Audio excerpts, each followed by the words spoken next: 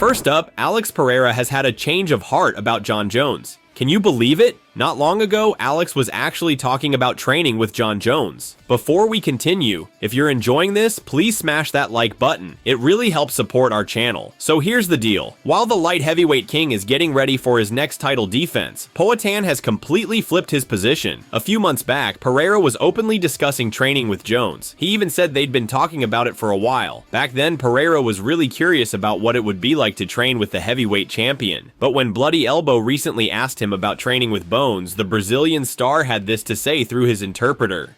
To be honest, I don't think that makes much sense anymore. Back when I said that, I would like to fight at heavyweight. People already put the dots together and basically mentioned Jon Jones. That's something that is speculated, even if it's just by fans, so I wouldn't want to go and train with him now. And then if we end up fighting, people will start saying a bunch of stuff about whatever in the fight. I think it wouldn't make sense now, but if we were to fight one day and then go train, I think it would make total sense.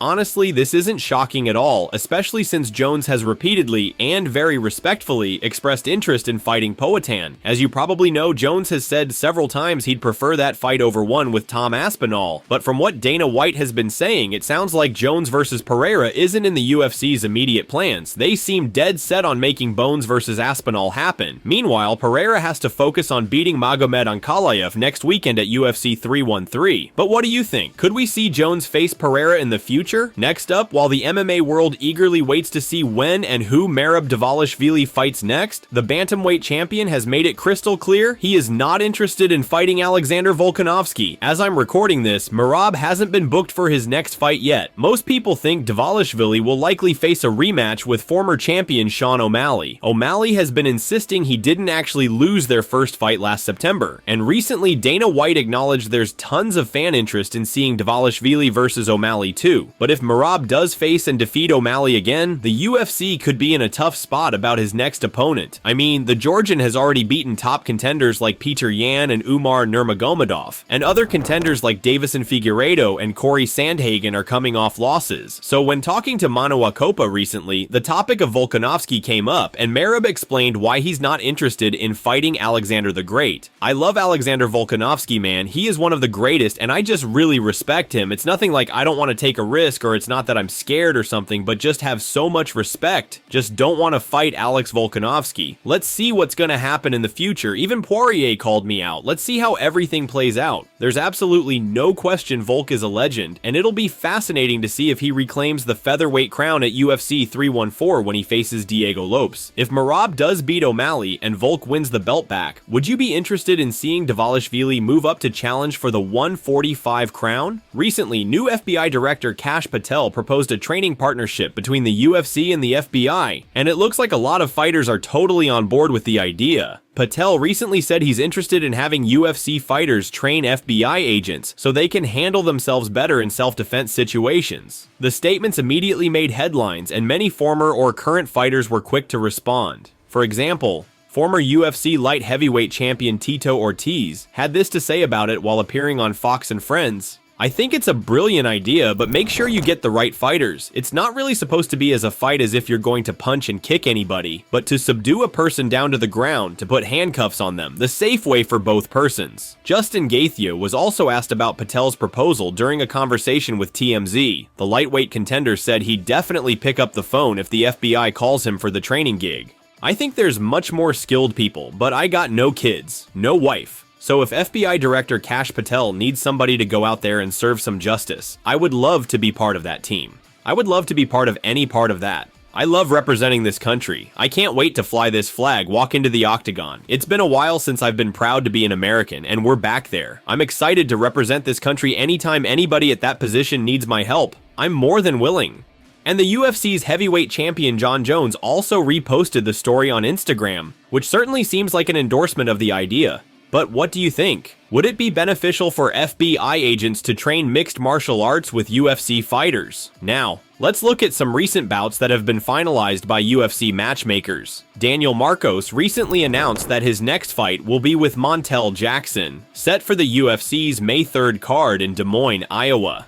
Jackson is riding high after a quick stoppage win over Damon Blackshear in July, making it 5 wins in a row. Marcos, meanwhile, grabbed a split decision victory over Adrian Yanez in December, which extended his perfect record to 17-0. This is a bantamweight fight hardcore fans have likely marked as absolutely can't miss. Team Iridium recently reported that Zachary Reese and Duško Todorovic will battle at the UFC's May 31st Fight Night card in Las Vegas. Reese is looking to bounce back after being stopped by Azamat Murzakanov at UFC 311 this past January. Todorovic is also desperate to get back in the win column, as he's dropped consecutive fights to Mansour Barnawi and Christian Leroy Duncan. A third straight loss could seriously end his UFC career. After missing weight for a scheduled fight at UFC Vegas 103 with Montana De La Rosa, Ariel Helwani is reporting Jessica Rose Clark is planning to move up to bantamweight. As Helwani noted, Clark has struggled with weight issues in the past, last making 125 pounds successfully when she fought in July 2023, recording a decision win over Lucia Pudilova. Marcel Dorff recently reported that the UFC has moved the scrap between Nora Cornell and Haley Cowan from UFC 315 to UFC 314. Cowan hasn't fought since April 2023, when she lost via decision to Jamie Lynn Horth. Cornell, meanwhile, is coming off a split decision defeat to Jacqueline Cavalcanti in September. And in the Are You Serious category of fight announcements, the BKFC has confirmed that Tony Ferguson is going to fight Dylan Dennis next. When the bout will take place has yet to be announced. El Cucuy has dropped 8 straight fights, while Dennis has not fought in an MMA bout since 2019 when he submitted Max Humphrey. If Ferguson loses this fight, you know the calls for the former UFC interim champion to retire will be louder than ever.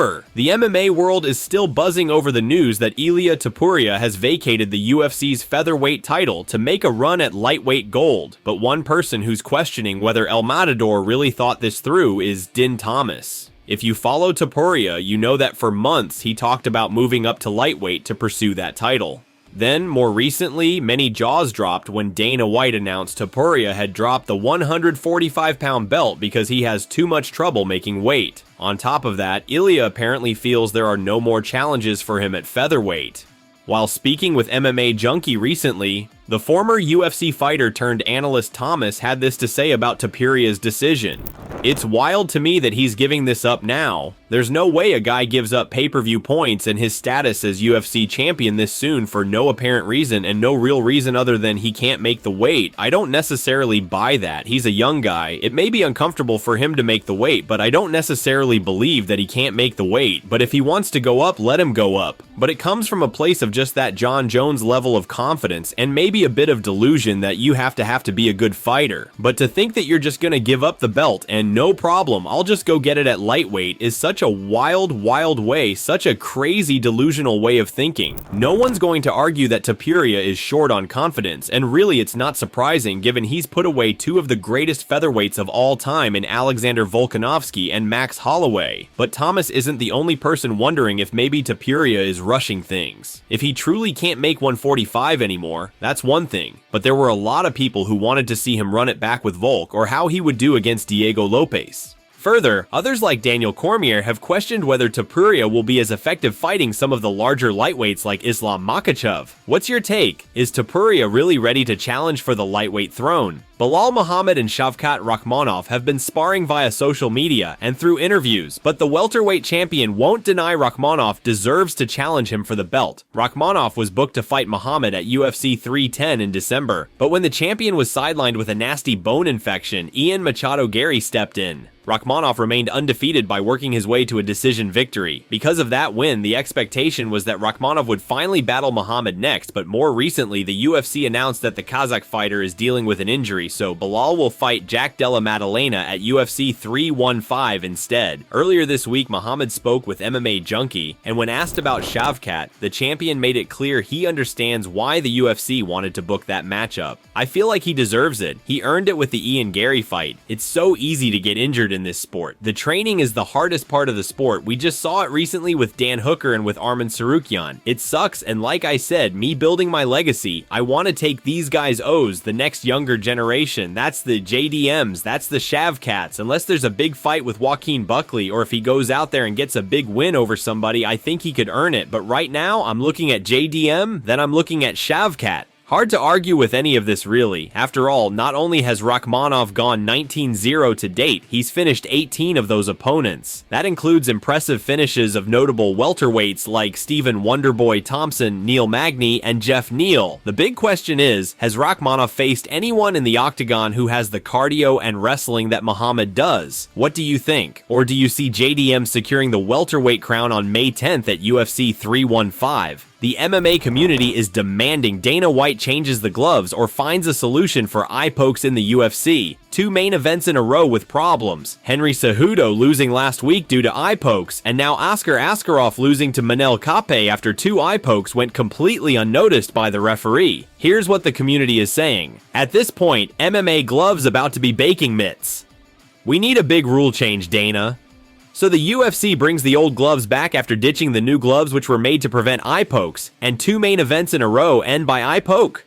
We got to do something about these gloves. Listen, Cape outclassed them, but the UFC needs to change gloves. 2 obvious eye pokes which were missed by the referee.